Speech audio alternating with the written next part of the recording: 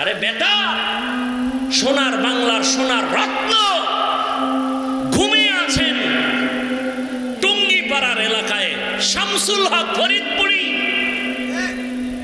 রহমতুল্লাহ আলাইহি।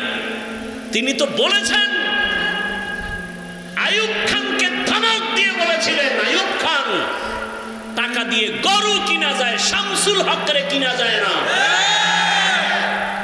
সেই শামসুল হক বলেছেন, পৃথিবীর সব মানুষ পাগল, একটা মানুষও পাগল ছাড়া নাই।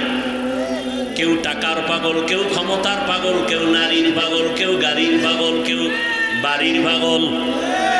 কথা বলেন না কেন? যে ক্ষমতার পাগল ও ঘুমাইয়াও দেখে ক্ষমতা, নামাজে দাঁড়াইয়াও দেখে ক্ষমতা। যে নারীর পাগল সে 24 ঘন্টা নারী নারী জিকির আর ফিকির। যে বাড়ির পাগল 24 ঘন্টা তার বাড়ি বাড়ি জিকির আর ফিকির। এই সব পাগলের মধ্যে একদল পাগল আছে, এরা নারীর পাগল না, টাকার পাগল না, ক্ষমতার পাগল না, বাড়ির পাগল না।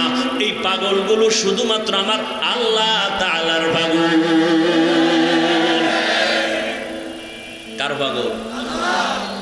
তু দিল মে তু আতা है समझ में नहीं आता, तू दिल में तू आता है समझ में नहीं आता, बस जान लिया मैं तेरे पहचानो यही है, बस जान लिया मैं तेरे पहचानो यही है।